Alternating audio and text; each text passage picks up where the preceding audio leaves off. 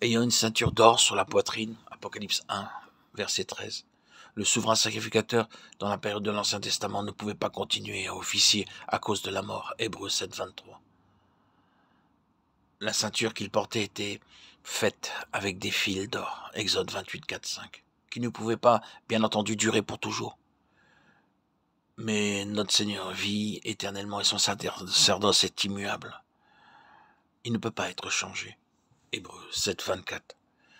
La ceinture autour de la poitrine est d'or pour qu'il brille pour toujours et demeure éternellement. La ceinture ceignit habituellement la taille pour faciliter le service. Cependant, le Seigneur l'a portée autour de la poitrine. Cela nous parle de sa force et de son amour. La ceinture signifie la force agissante et la poitrine parle de l'amour. Ce souverain sacrificateur qui marche au milieu des chandeliers en or est plein de force, mais aussi d'affection. Comment ne pas nous prosterner devant lui avec crainte et tremblement d'une part, et avec gratitude, allégresse et satisfaction d'autre part. Et sa tête et ses cheveux étaient blancs comme de la laine blanche, comme de la neige. Ses yeux étaient comme une flamme de feu. Ses pieds étaient semblables à de l'airain ardent, comme s'il eût été embrasé dans une fournaise. Et sa voix était comme la voix de grandes eaux. Apocalypse 1, 14, 15. Tout cela nous montre que non seulement la parure du Seigneur nous dépeint la nature de son jugement, mais que cela est vraiment également dans ses moindres détails. Sa tête et ses cheveux étaient blancs comme de la laine blanche, comme de la neige. Le prophète Daniel a vu dans une vision l'ancien des jours.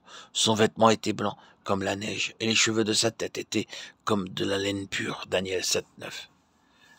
Cet ancien des jours n'est autre que Dieu lui-même, celui que Jean a vu. C'est la preuve scripturaire que le Seigneur Jésus est Dieu. La tête et les cheveux de notre Seigneur sont blancs, signifiant qu'il transcende le temps, et cependant renferme à la fois ce même temps, et qu'il est parfaitement saint. Quand la Bible parle du vieillissement de l'homme, elle dit que ses cheveux deviennent grisonnants.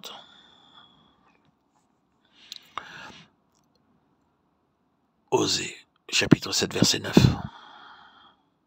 Sur ce plan-là, notre Seigneur n'a pas un seul cheveu gris. Mais d'autre part, le livre des Proverbes déclare que les cheveux blancs sont une couronne de gloire. Proverbes 16, 31. Ainsi donc, les cheveux blancs nous parlent de deux choses. De la gloire et du grand nombre d'années. Dans Ésaïe, cela parle aussi de la sainteté, car en Ésaïe 1, 18, le Seigneur déclare qu'il lavera nos péchés et qu'ils deviendront blancs comme la neige.